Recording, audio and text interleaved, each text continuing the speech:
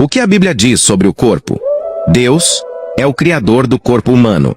A Bíblia diz em Salmos 139:14: Eu te louvarei, porque de um modo tão admirável e maravilhoso fui formado. Maravilhosas são as tuas obras, e a minha alma o sabe muito bem. O nosso corpo deve ser um sacrifício vivo. A Bíblia diz em Romanos 12:1: Rogo-vos, pois, irmãos, pelas misericórdias de Deus, que apresenteis o vosso corpo por sacrifício vivo, santo e agradável a Deus, que é o vosso culto racional. No sentido espiritual, o nosso corpo pertence a Deus e é considerado o seu templo. A Bíblia diz em 1 Coríntios 6:19-20: Ou não sabeis que o vosso corpo é santuário do Espírito Santo, que habita em vós, o qual possuís da parte de Deus, e que não sois de vós mesmos?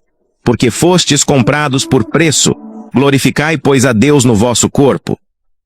No sentido físico, o nosso corpo pertence ao nosso esposo ou esposa. A Bíblia diz em 1 Coríntios 7:2-4: Mas por causa da impureza, cada um tem a sua própria esposa, e cada uma o seu próprio marido. O marido conceda à esposa o que lhe é devido, e também, semelhantemente, a esposa ao seu marido.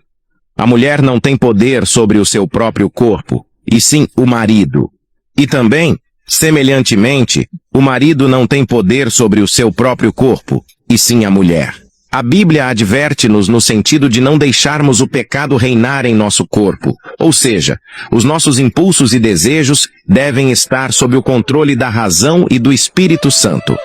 Não reine, portanto, o pecado em vosso corpo mortal, de maneira que obedeçais às suas paixões. Romanos 6:12. Se habita em vós o Espírito daquele que ressuscitou a Jesus dentre os mortos, esse mesmo que ressuscitou a Cristo Jesus dentre os mortos, vivificará também o vosso corpo mortal, por meio do seu Espírito, que em vós habita.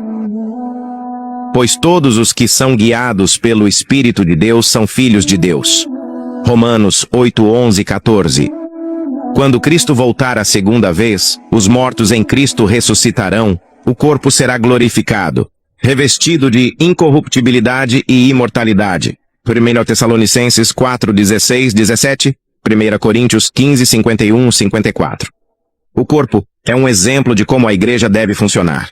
A Bíblia diz em Romanos 12:4-5: Pois assim como em um corpo temos muitos membros, e nem todos os membros têm a mesma função, assim nós, embora muitos, somos um só corpo em Cristo, e individualmente uns dos outros.